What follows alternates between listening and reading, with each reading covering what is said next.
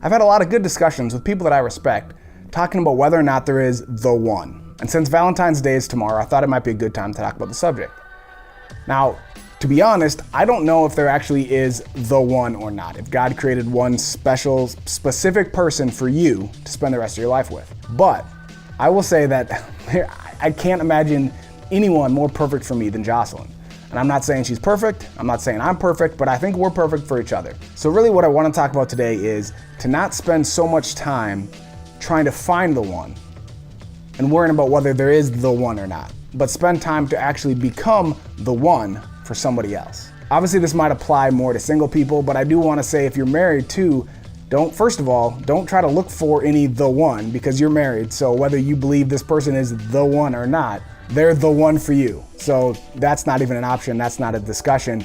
They are the one because you're married and you're spending the rest of your life with them. So what I want to talk to married people is not whether or not this person is the one for you, because that's not a debate. That's a settled issue. But rather what you're going to do to actually make sure that you are the one for them. What are you doing to make sure that you are the best possible husband that you can be? There's nothing you can do about her becoming a better wife or a different wife or anything else.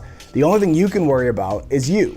And are you the best husband that you can possibly be? Now, for my single friends out there, with Valentine's Day coming up tomorrow, maybe you're a little concerned about whether or not there's a one out there for you. Whether or not God has some perfect person that's gonna come along and then you'll be happily married and everything will be perfect. Well, everything's not gonna be perfect, but that's a whole other discussion for another time. But if you are single right now, I do wanna tell you to not worry so much about finding the one, but worry about and focus on becoming the one. So what does that mean? Well, let's just say you in your head, or maybe you've written down a list of who you think the perfect person is, right? I'm a guy, so who is the perfect woman for you, right? You've made a list, you're praying to God, I want this person. So imagine that person, right? The perfect person for you.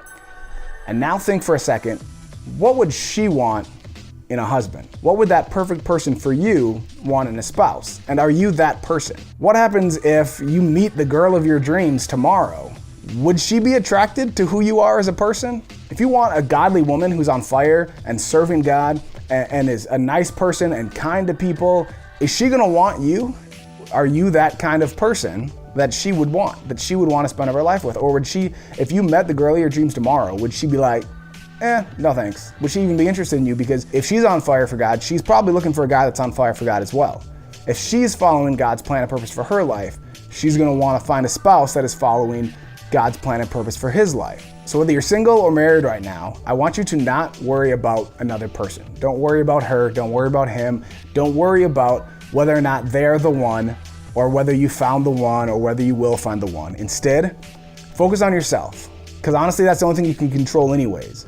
Control you. Are you the one that God created you to be?